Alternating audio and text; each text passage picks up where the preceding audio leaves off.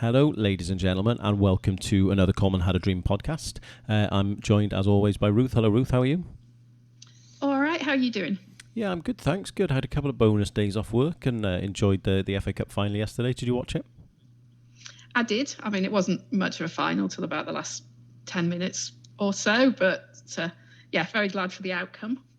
Yeah, I think so too. It was. I think Leicester are a very, very well-run team, aren't they? Very well-run club, like the sort of club that I would quite like Newcastle United to become instead of being run by a fat man who always talks about dark forces, which is his latest. I don't know whether he thinks he's in the new Star Wars film or the Mandalorian, but that appears to be his thing. I don't know if you saw as well. A lot of my friends found it hilarious that Steve Bruce was Manager of the Month this month as well. Yes, I saw you taking a few ribs about that. Oh my God! The irony is, like, don't get me wrong, we did quite well in April, to be fair, but as someone pointed out, he's got Manager of the Month from taking Newcastle from 17th to 17th, which I did also find quite funny as well. But there we go. I hope all is well with you in Oregon, of course. Yeah, no, we're rolling along. Yeah. Well, we have a very good broad mixed show for you today. We are going to be talking about the Cymru Premier winners. That league was decided this weekend, which was fantastic, exciting end to the league. We're going to be talking about the midfield and forwards squad selection. We talked about the defenders and the keepers last time, so we're going to be talking about the midfielders and the strikers, or attackers as we're calling them this time. We're going to talk about the test events that have been mentioned. Newport and Swansea, and of course the Wales game against Albania, having fans back. The great grandparent qualification issue, which is not really much of an issue, but just an interesting thing we stumbled across this week. And finally, the injuries that have arisen to some of the squad ahead of Euro 2020. So, Ruth, we will start with Connors Quay. 2-0 win over Penabont won them the league. TNS won 2-0 as well, but didn't matter. They couldn't kind of overcome Connors Quay, who are on a great run of form. So really, we just want to say congratulations to them. Yeah, I've just agreed. It's been the second win, both under difficult circumstances. I think Andy Morrison is an absolute hoot. Just the whole, watching them celebrate, seeing how much it means to them, and they've played some really good football under difficult circumstances, and just great to see the league being so competitive, to be honest. Yeah, I agree. The two things there, the hoodie that he had on Keep the Trophy in Wales or whatever it was, had on that was absolutely fantastic. But yeah, they've kind of broken up. I think it was 8 years in a row before that TNS won, and obviously they kind of complained about the league outcome last season when it was decided by points per game. So glad to kind of put that to bed, and it was an exciting end to the season. Like going into the last day, either team could still win it, kind of depending on each other's results. But fair play as well to Bala. I thought we've put a good season together. Won 18 of their games. Not a million miles behind in the end. Behind these two teams who've obviously dominated recently. So I just thought that they were worthy of a mention as well. No, I agree. I think across the board, the league is, like we were saying, just becoming more competitive. You go into a game wondering what the outcome is going to be, as opposed to expecting a certain outcome. The quality of some of the play has really been impressive. Just because the whole training process must be very difficult at the minute too, or at least has been over months earlier in the year. And I think it's a testament to people's dedication and the volunteers that have kept things going. And so difficult to keep those clubs ticking over with basically no income. And it's hats off to everybody involved for creating such a good season, really. I think maybe just to chop up our running order a bit, as you mentioned there, the lack of fans, it might be a good point to go and talk about the disparity in test events. Obviously, Newport and Swansea having limited fans in for the playoffs this week, and good luck to both clubs for the playoffs. Obviously, the Wales international against Albania looks like they're going to have 4,000, maybe even a few more might be added on at the end, which would be great. The big thing is there was no other test events for other events. Not anything in North Wales, I don't think, sport-wise. And certainly, obviously, nothing related to the Cymru Premier or teams and clubs that kind of need the financial support that having fans in would bring. And it's just it's great on one hand, but seems a bit, lopsided on the other. I think it's the lopsided nature of it that frustrated me, and I can understand you've got to start with a limited number. You're looking to try different types of things in different types of venues. I haven't got a problem with any of that. And I mean, it's become evident now that they're looking at Wrexham, for example, and whether a game up there can be included. But why wait for the playoffs? Why put it in a position where you've got a couple of definite home games that are coming up? Even if they make it to the playoffs, it might not be a home game. So I just think it was sort of short-sighted that you've got this list where the geography was clearly so limited, and nobody even thought to say, we acknowledge the geography is limited. We're doing what we can about the rest of the country. Just the fact that wasn't even acknowledged. I mean, I know I'm getting my GOG chip on my shoulder here, but just the fact that nobody in the powers that be thought to say, yes, we can see that this list looks a bit skewed, but these are the events that are coming up. These are the other things that are under discussion. We've got to tick these boxes. We've got to look at these size and style of venues. We've got to look at these size and style of events. This is why we are where we are. I think that would have just left everybody a little calmer, there would have been fewer questions, and you could have seen that this group that have been released now were part of a bigger picture. And I think, in fairness, they always were and are part of a bigger picture, but why not acknowledge the bigger picture? Yeah, I think it's just the timing of it seems a bit unfortunate, is the wrong word, but you would imagine that the reason, obviously, the no Cymru Premier games or Welsh League games are involved is because the seasons are all ending, and so I get the logic there. But equally, this has been going on for a while now, where you're looking at clubs who would probably only get a couple of hundred people to each game, which is fantastic, and that they should have been given that opportunity, or could have been. And it's maybe not the lack of transparency, because that sounds a bit harsh, but maybe the lack of just self-awareness, really, of this is what else we could be doing. We're sorry, the reasons we aren't doing it are blah blah blah blah blah. Like, that would kind of make a little bit more sense to me. But what do I know? But I agree with you. It did seem kind of uneven, shall we say? Whilst we're talking about our smaller stuff, we kind of stumbled across a great question that we were asked on Twitter this week, which is, can the kids of some of our players who represented Wales, can they qualify to play for Wales as a consequence? So, for example, Helen Ward was not born in Wales, but she can represent Wales through her heritage, her grandparents. Equally, how does that affect her son? It would be funny if her son or daughter couldn't play for Wales either. And it kind of raised an interesting point, I thought, in terms of the kind of that whole weird situation. We're kind of creating a generation of squads and teams and players who are kind of buying into being Welsh, but then that's kind of the end of the line at the same time. It's weird, isn't it? It is an interesting question, because the rules from FIFA are quite clear. It's basically where you're born, where your parents are born, and where your grandparents are born. Those are the countries that you can be considered to represent.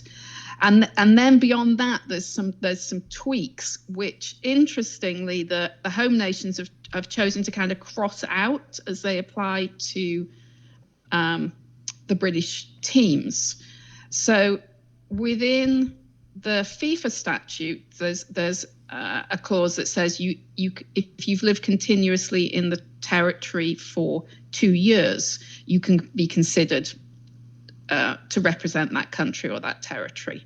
And there is another one that tries to cover children by saying that if they've been in schooling for 5 years whilst under 18, so any of your school age years, you can count those as well, but you have to cover 5 years. But the 2-year one, the 2-year residency one, the Home Nations Agreement has taken that one off the table, actually, because, and you can kind of see why someone could literally have just, played a couple of years in Wrexham and suddenly they're entitled to represent Wales and vice versa. And I can see how that just feels a little bit problematic. But it does leave this kind of staunch of current players where we've got a lot of them in both the men's and the women's game who have qualified via their grandparents, who ultimately their children wouldn't qualify to represent Wales.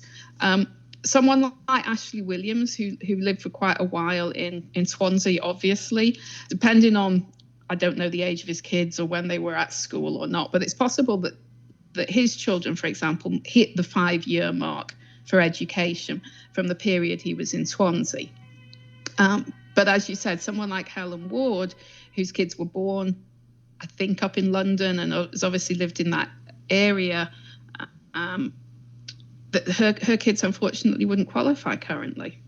It's quite a bizarre circumstance, and like you say, I do understand the logic. I do have to say, I don't know if people could hear that in the background there, but we used to have a habit of hearing the fire brigade go past when we were recording in Boston, and I don't know if you could hear that, but there was some loud nee-naws as that was happening. There's a nice little nod to any older listeners there who might remember that. But anyway, no, I agree. It's a weird one, and to be honest, the reality of the situation is it's very unlikely to actually kind of come to anything.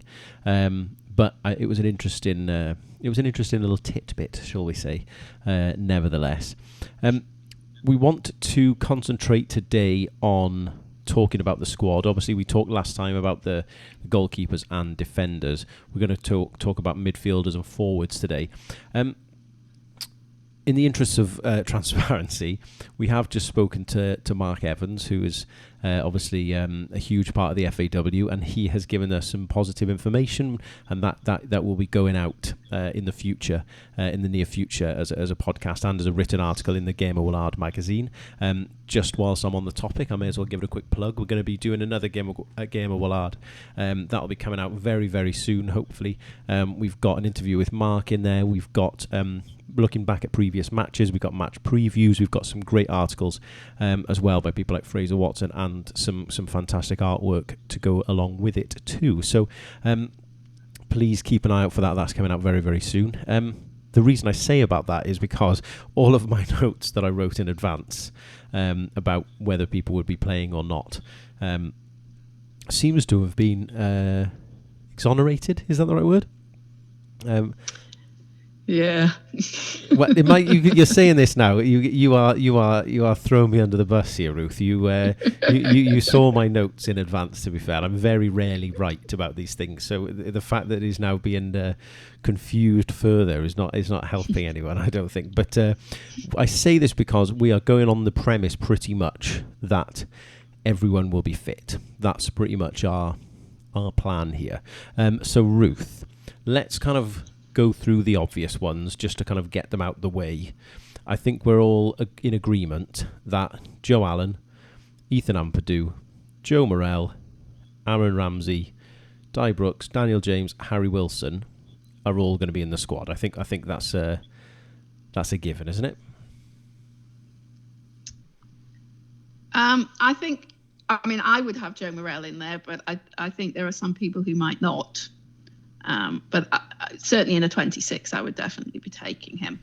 So yeah. I would be taking Morrell as well. If we look at other kind of central midfield options, we are looking between, really, depending on how you kind of view it, Johnny Williams, Will Vaulks, and Matt Smith. I guess for me, the way I've done it, I think 3 into 2 doesn't go there. I think one of those 3 is going to miss out. So of I would definitely be taking John. I'd definitely be taking Johnny Williams. And then I think for me, the question is whether Paige has reached out and is trying to involve Will Vaulks. If that's happened, he'd be in my squad over Matt Smith. If that situation hasn't changed, then Matt Smith would be on my list. I mean, if I'm kind of putting your head on the block, do you think that will have happened? Do you think it's Smith, or do you think it'll be Volks that actually ends up on the plane? I think at this point it's much more likely to be Smith. I think we're just so deep into things. Even if Page wanted to open that door, I think he might feel it's not the time. Might be different by the autumn when we're looking at the qualifiers then, but I think he might. I suspect it's just not felt that it's the time to do this. I wonder if unfortunately. Unfortunate is the word. He would be there over Smith for me. I think he's had a better year at a higher level. The one thing that worries me about it, and we're all having a stab in the dark here, but the big thing I think is I worry if he says no to Volks now, where Volks might think, do you know what, you didn't call me up for friendlies. I've been involved in all of these squads for the Euros, and then you're bidding me off and not taking me at the last. Sod you. Do you think that's a possibility? And because if that was the case, I wouldn't blame him necessarily, but I also think that would be a big shame. Agreed. I wouldn't blame him. I'm hoping he's a better person than that. I just think Page he doesn't have need to rock this particular boat, so I suspect he might not. Yeah, I think you're probably right. I hope you're wrong, but I think you're probably right. I would be taking Johnny as well. I mean, this is going to look a little bit predictable to a point here, I suppose, but are there any other midfielders that you would take? And I'm asking that in a leading question way because I do. I think it depends who you're classing as midfielders, because I tend to think of Gareth Bale and Tom Lawrence in that category. And I know you are not a huge Tom Lawrence fan, but I would have him in for basically for the same sort of reason as I have Johnny in. I think his versatility can be quite useful in this scenario. I think we saw that, for example, in the Mexico game, where they both played very unconventional positions for them and did it very well. And I think in a squad environment, those players that you can rely on in strange circumstances to do unfamiliar things are really important. So I would be including him. Predictably, I have not changed my stance, and I would not be taking it from a shock horror. The reason I ask that leading question is because if it were me, I think I would take Brennan Johnson. I think, and I've been critical of his inclusion recently, so I do have to recognise that. But the reason I say that is because I think people will know something about Tom Lawrence. And I think for the things he's capable of, I don't think he's better or worse particularly than anyone else. And I'm not having him. But the other thing with Brennan Johnson is he's young, he's very fit, he's got such a quick, sharp, intelligent football mind, he's got great feet. He's had a great season, admittedly, at a League One level, but he's scored goals, he's created goals, he's got good assist levels.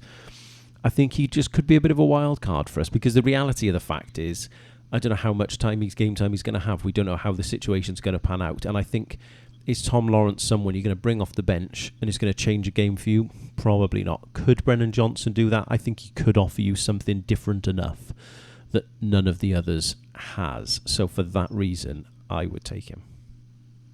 I can see the argument. I can just see the argument for including some of the younger players that and have not got a chance of making the starting 11, but may gain a great deal from the experience, particularly when you're up at 26 players. I just think Tom Lawrence's experience is worth having, sort of across the board in terms of his longevity in the squad and that sort of thing. I think there's some value in that. For what it's worth, I think he will probably go. The other thing for me is that he's not contributed anything in qualifying unless I'm missing something. I'm not even sure how many squads he was in through injury and the circumstances. So it does seem a bit harsh to me to kind of bring him in at the end and drop someone else out of that picture, if I'm honest. And I'd say that taking aside my, frankly, dislike of him. So I do think there's that element to that as well. I don't know how that would kind of unsettle the squad, or whether he's a popular member of the squad. I don't know any of those things. So those are kind of in the back of my mind as well. To look at attackers, I've gone, just for the sake of ease, Bale is in that group. I've gone Bale, Moore, Hal Robson-Kanu, and then it was a kind of toss-up for me, but I've gone there for Tyler Roberts in the end. I've gone for the same four, but Hal is my fourth, and I would, depending on the injury situation, I think if I'm looking to tweak the 26 because I'm worried about somebody, let's use Joe Allen as an example. If I was worried about Joe Allen, then I might be tempted to take Will Vokes as well as Matt Smith and Joe Morrell. So I think Hal would be my kind of very much my 26th name on the list.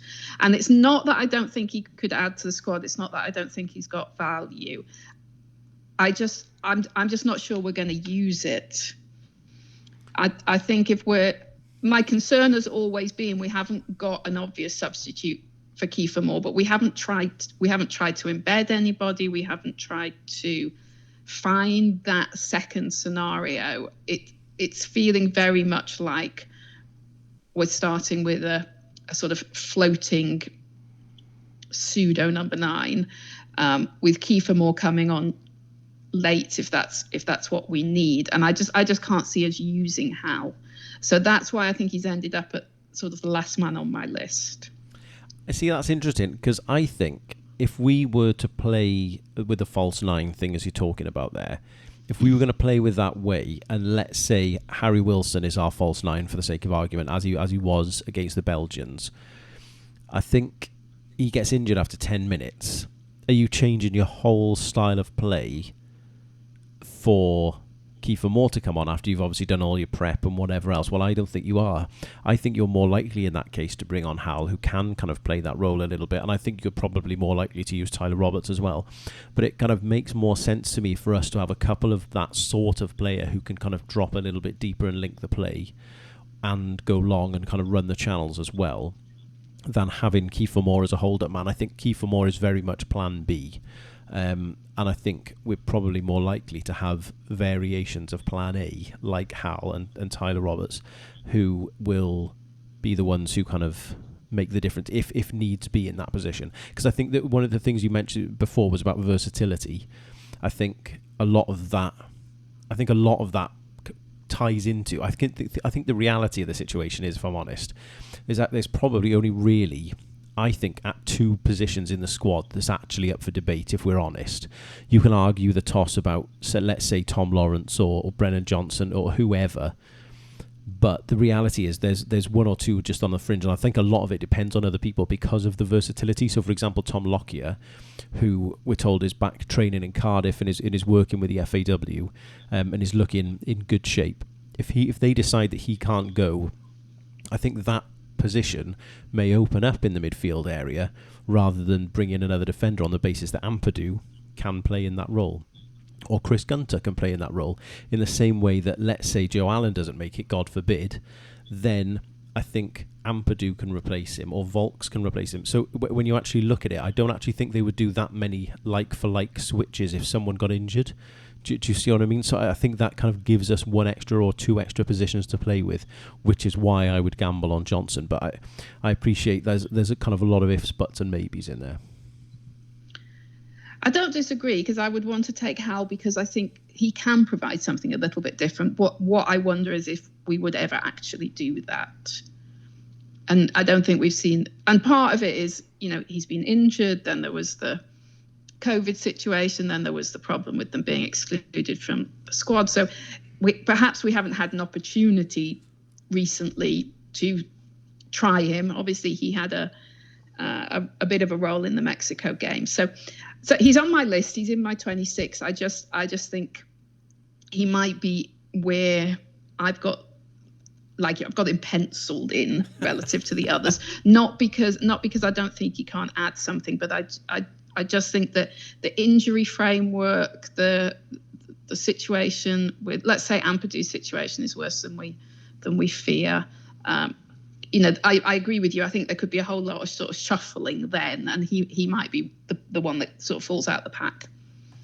Yeah, I can see what you mean. It's an interesting one, and I think the reality is that the ones that we should be kind of talking about here that we've missed out is probably Rabi Matondo is the one who can possibly feel most hard done by. He's, again, someone I could see going perhaps instead of Brennan Johnson.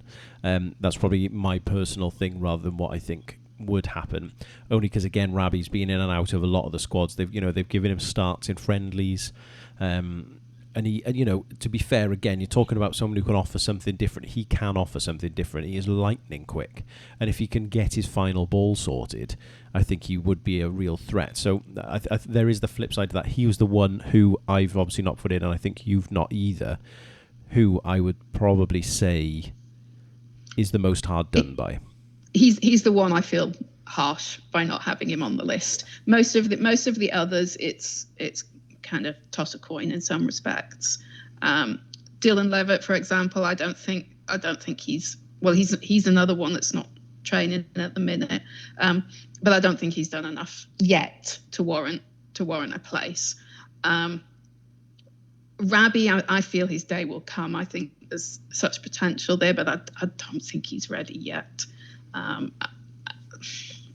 But I feel bad with that because I think he's so committed. He's working so hard.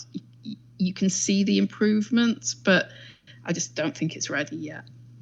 I think the flip side with him is that if, let's say, like I said, you are maybe only looking at one extra spot in the squad, I think you would probably say it's realistically him or Tom Lawrence instead of Brennan Johnson in my setup, who I think will actually end up going.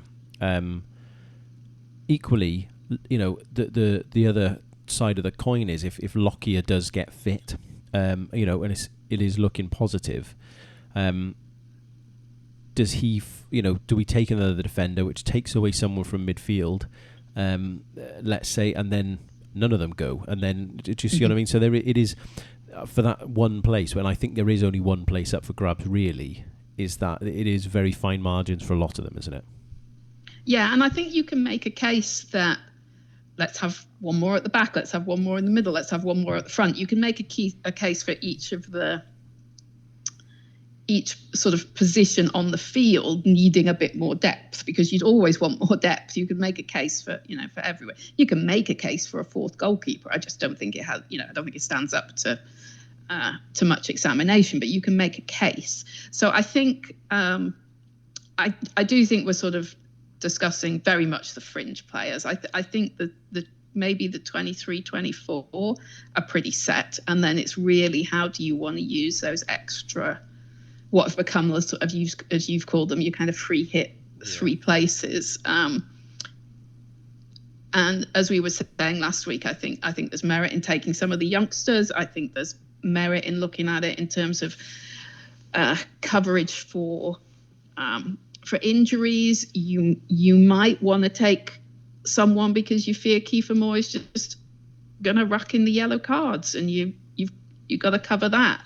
There's how do you want to use those extra players? But I think all you can start with is a balance across the field, and for that reason, I probably wouldn't be taking Rabi, because I think it just leans too much in one direction, whereas we perhaps need the bodies somewhere else. The last mention of this man, I promise, listener, is Christian Doige. We've kind of been. Don't make that promise. I know. You've made it before. The only reason I say, just because you mentioned obviously they're the replacement for Kiefer Moore if needed, and that's the only thing I would say is I wonder if he might get called up to the camp, just because if something does happen to Kiefer Moore, we don't have that plan B anymore, and Doige would be the closest we've got to that. And don't get me wrong, like I looked at the statistics the other day. When you actually look at it, we all think he's had this barnstormer of a season. He has scored 12 goals in all competitions this year, which is not bad. He's only scored 7 in the league. And yes, he's hitting better form now. He's got a decent amount of assists. You can make the statistics look a certain way if you wanted to. So, he's not set the world on fire. He is playing for Hibs, as much as I love Hibs, in Scottish Premier League. And they're not pulling up trees. They are in the cup final. But I think he's the one. He's another one who I think it would be a bit of a gamble. And I think when you're looking at the squad places, as I've mentioned, kind of as free hits, I think he's another one similar to Brennan Johnson in a way, where you'd think maybe he might be the one that's the wild card that's worth rolling the dice on. Just perhaps, I'm not saying it will happen, but he's another one who, again, I'd rather take him than Tom Lawrence on the basis that he can be a Kiefer Moore alternative if Kiefer Moore gets injured, rather than kind of Tom Lawrence, more of the same. A lot of those players, that type of player we've got. So I do. That was my only other suggestion that I kind of wanted to bring to the table. What about Jepcott? Would you take him? The thing is with Jepcott, he's had a great start to the season, but he's a young lad. He's really tailed off towards the second half of the season. He's still got good numbers for the year, but he's not scored consistently since Christmas, really. I think it's a case of it being maybe a couple of years too soon for him. I think as Wales fans, I think I've said this before, I think we are a little bit guilty sometimes of over-egging things just a tiny bit, because we're so desperate. There's the Fire Brigade again.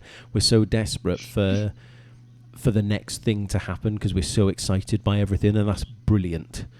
And I think, you could perhaps look at the same as Terry Taylor even, and again, I'm not suggesting him for this, but, that sort of thing of maybe he could come in, or, I think it's just a bit too soon for Jepcott, and I don't think he's had a consistent enough year to make it worth the gamble, although I think he's got huge potential.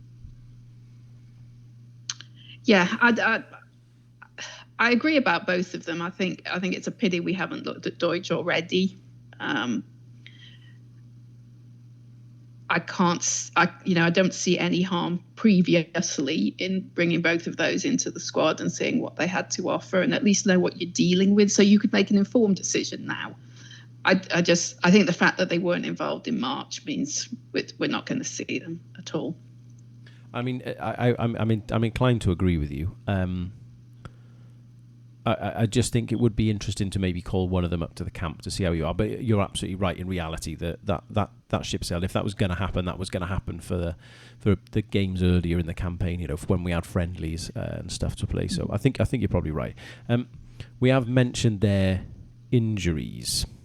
Over the weekend, there's been scaremongering makes it sound very much more sinister than it is, which is not the aim, but everyone's panicked a lot, I would say, this week, between Joe Allen, Ben Davis, Daniel James, Ethan Ampadu and Tom Lockyer. So we've kind of gone through a little bit, we've done a bit of digging, and as I say, I did write these notes before we spoke to Mark Evans, so I stand by what I've said here. We'll start with Joe Allen. Do you think he'll go? Let's keep it short and sweet. Yes. Oh, that was a little bit shorter than I was expecting. I think all five of them are probably going, even if they're not absolutely 100%. Because I think at this point, you need to get people. For a start, you need to get people into the bubble. And the EFL lads are, I think it's Wednesday or Thursday of this week that they're reporting, and then that's more or less it then right through the tournament, because folks have got to stay in the bubble. So at this point, you're better off with them involved, part of the squad, working with our physios and our medical team, so that we've got a very clear impression of where they are and what they're doing and how they're progressing and how they're developing. So I think we're going to see all of them involved with the squad, even if they're not ready to go technically for a few weeks, actually, because of the particular circumstances. Well, you've ruined this segment of the podcast. Thank you very much for answering all the questions in one go. Yeah, I think I agree with you. I think Joe Allen is one of those people. He's so naturally fit. I think he's the sort of person that, not missing the games or missing fitness is not the end of the world for someone like him. I think he's that sort of person. Equally, I think Ben Davis is the one I'm most worried about. I'll come back to him. I think Dan James seems to be like a little niggle from what I've seen. They've kind of rotated the squad. They've guaranteed Champions League football pretty much next year. They've got a cup final to look forward to. I think so. Man United just rotating the squad. I don't think that's anything other than a niggle, if it's anything at all. Yeah, the quote was, he's still out for a little while. So I'm hoping that the little is the key in that bit. Yeah, and I think it will be. I think, they think Solskjaer's holding his cards close to his chest there, and I think if there was a bigger concern, I think you wouldn't be able to kind of hide that. Lockyer is probably the hardest to decide on, so maybe we'll leave him and Davies to the end. Ampadu, I also think, will be fine. It's been talked about as a pelvic muscle injury, but we know he's had issues as he's kind of grown up and he's got bigger and stronger, and those growing pains sort of thing. He had issues with his shins and all that sort of stuff. So I think he's going to be fine. I think the reality of the Ethan Ampadu situation is he's on loan at Chelsea. You're gonna risk injuring a very talented young player, A, ahead of an international tournament, but also B, for no reason, Chef, you are down. There's no benefit to anyone, I don't think, of Ethan playing. He, could probably do with the rest of a couple of weeks. I think that would benefit him and us. For what it's worth, I'm not sure Chelsea are going to hang on to him next year. I think they may be also looking at the Euros as a little bit of a shop window for him. Could be wrong, but I think that there's no benefit at any point for him playing these final two games for Chef U. So I think that again is more of a tactical pulling out than a real genuine injury concern. I hope so. I mean, that's how I read it, but I'm hoping we're reading it correctly. There's no point in pushing him. I'm sure he's kind of said as much. Chelsea, I'm sure, has said as much. I think you're right. I think depending on how the Euros go, will affect, at least play into Chelsea's next move with him. I would be surprised if he's still a Chelsea player by the autumn. And I'm hoping, as you say, it's everybody just playing safe at the minute.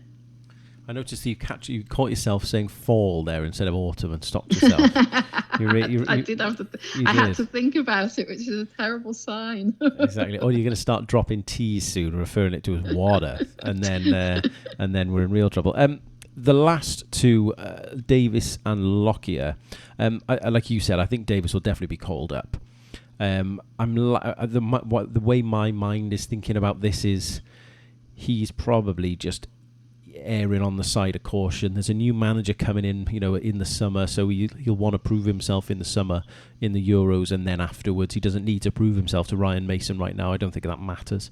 I think he's probably being a little bit selfish and good in terms of that. When this injury was first mooted, we were talking about 2 or 3 weeks, and I think that is just the case. I think he's just kind of seeing out the year a little bit. Lockyer is the one that I think is the hardest to decide on, only because he's had injury problems all season.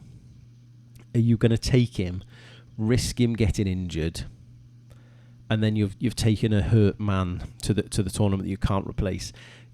It's all well and good. The videos we've seen of him running, and it all seems very confident from what Mark said as well, which is great. But there's a lot of it's bigger than that, isn't it? You can run and kick a ball under no pressure, but when you're kind of doing it in a tournament circumstance and everything's on the line, can you rely on that ankle that's obviously had an operation and whatever in recent times to kind of take the strain? It's a big ask, isn't it? It is, but I think that's all part of the evaluation. He's obviously down in Cardiff already, working with the FAW's medical team, who have worked miracles on occasion, and I don't think they would risk him in that sense. I don't think they're going to push him to the point where he does something that's actually going to affect the longer term healing of his ankle. But I do think he's clearly borderline enough that people are investing in the time and the energy in trying to make sure he's fit and good to go. And I trust that team to kind of not be selfish about his care, and I think players are conscious enough these days about their own kind of ability to be assertive about what they need as well. And I'm sure he's further along than people expected to be, looking at the timeline that's typical for this. So I think I think at this point he very much falls into the group that I was saying of get him down, get him working with the team, see what he can cope with, see where things stand, and as long as nobody does anything stupid, then at the very worst he's going to get some care from the medical team, and they're going to say it's not on. And at the best, he's going to get some care from the medical team, and they say, "Okay, you're on the plane to Baku." And and it might be that he's, as you say, borderline enough that they don't take him. He's on paper fit, but he's borderline enough that it's just, well, we'll take Banco Bango because there's one less question. Yeah. Or it might be, well, he did as well in the qualifying rounds. He was dependable. He was, he's never let us down. He's worth having in the squad because you never know when that might be useful. And I think it could swing either way at the minute. I think that's true, and I think that is the one kind of area in the squad where there is wiggle room, be it with Cabango or Lockyer, and then the impact that has, whether that's it's not worth the gamble, whether that's worth them taking an extra, are we taking an extra defender or whatever? Do you know what I mean? So I think that is again where the kind of wiggle room is. I mean, he has played 20 times for Luton this year, so I mean, he has had a decent amount of game time, relatively speaking. So I suppose that's one thing. Obviously, he's missed the last time he played, I think, was mid-February. So, and he was a regular before then. So I suppose, that would be the big concern, I suppose, is that realistically he hasn't played any competitive football for a long time. But I think, it's easy. It's a very, very complicated situation, like you say, and very, very difficult. So I think, again, he's another one that you're just not quite sure of the timeline of the whole thing and whether he'll physically be up to it. I think that's what's going to happen. But as you say, he's going to have a chance to prove himself in the next couple of weeks. Sorry, ahead of the the tournament starting itself. Yeah, and I think strangely enough, because you've got this sort of long run in where you've got to have people in the bubble and they're going to be together, and it's really all anybody can be doing is working on their fitness. So I think that the kind of the very focused nature of that is probably going to be a help to him as well. Absolutely. Now, moving seamlessly on to two other people have to be focused this week. Another perfect link is Newport and Swansea, who both have the first leg of their playoffs. Swansea have Barnsley and Newport have Forest Green, so good luck to both of them in that. Obviously, there's going to be a limited number of fans there, so if you've got your ticket, enjoy that. Not jealous at all. Good luck to you guys. Also, we wanted to mention Wrexham, Ruth. Yeah, another crazy, amazing game at the weekend, coming from 2-0 down. They were just, I don't know where they were in the first half, but they were not at Forum. They seem to be hopefully going into the playoffs with one of those strange momentums which make a real difference. Clearly, nothing's guaranteed yet. It's so incredibly close on those playoff places, and it could easily, a couple of bad results and they could easily fall out of contention. But I think it's encouraging that they are finding ways to get through games. Dean Keats made some very important substitutions on Saturday that paid off, and yeah, I think you've only got to look at their celebrations on the bus going back. That it was a very important turnaround, and like I said, hopefully it's just an indication of some momentum going forward now. I mean, that's the thing. The momentum is the key there. Wrexham are in great form. Haven't lost in 5, which is massive, and I think there's the way that this win engineered itself is remarkable itself. I think it was Beth Fisher who tweeted like almost a live table at different points of the game. Yeah. And I think they were down in 9th, I think maybe even lower than that at one point. 9th is about right. So they were down to 9th, then got the equaliser and moved up to 7th, and then Hall Johnson scored very, very late on, and that moved them back up to 5th. And it is so tight. You look down there, they've got a game in hand on a couple of the teams around them, which is massive. But, between them in 5th, they're on 64 points. You can go down to 11th and 59 points. A 5-point difference between 6 teams in the division, 7 teams in the division at that point is crazy, really, when you look at it. The other positive thing, as I said, there is the form and the momentum, which you mentioned as well. But again, there are so many other teams who are in a very similar vein of form. Again, going down to 11th place. Dagenham and Redbridge are in good form. Obviously, there's Notts County, there's Wrexham themselves. Hartlepool just ahead of them, not in the best of form, but even Stockport just ahead of them again have got the same form as Wrexham. So I mean, it is really, really tight down there, isn't it? Yeah,